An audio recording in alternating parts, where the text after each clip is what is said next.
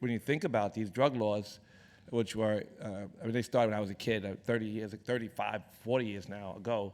The Rockefeller drug laws came because people were fed up with drugs and they thought they wanted to find some harsh way to stop people from taking them and selling them. They started locking up nonviolent, diseased people for long periods of time. And those people went to jail and they learned to be criminals, and they came back and brought prison culture to some of the communities, especially the black community. Destroyed the fabric of some communities, in my opinion.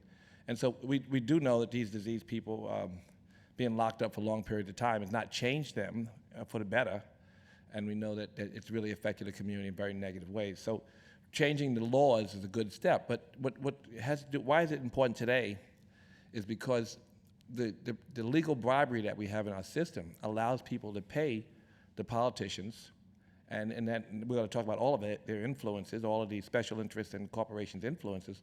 But in this case, you can pay the politicians $15 million, which is what the number is, and for those $15 million, they make many billions of dollars by keeping people in prison. Keeping and laws a prison on the is books. ultimately like a hotel chain. That's I mean, right. a Filling prison as a hotels, that's business, correct. if we were a group of investors and we were like, listen, we got some money, what are we going to do with our money? We'd say, well, why don't we go into the for-profit prison business, which would be an alternative to doing a fancy hotel with him in London or something else that we might want, but it'd be the same business, right? And the problem is we've made it a business where you've got to build a building, you got to put people in the building, you got to deliver food to the building, you got to clean the building, you've got to do all these things. And it is not to say that there's statistical evidence, all sorts of evidence that suggests that there's some very small percentage of any population that may warrant incarceration.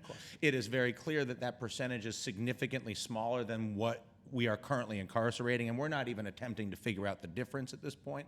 But the reason that it's so agitating is that when you look right at it, you see that basically it's not even, it'd be one thing if we had a moral principle that said, we have decided as a culture that putting as many people in prison for as long as possible is a good idea. I don't even think we've done that.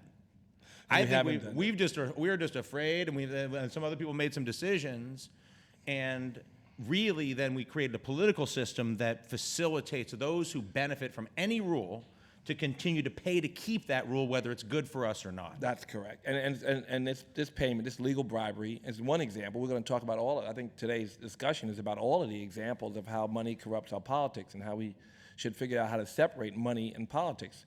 And this prison industrial complex and its influence on our politicians and how it affects our community and how much money they make off such a small, $15 million is all the lobbying fees gross that they say they spend.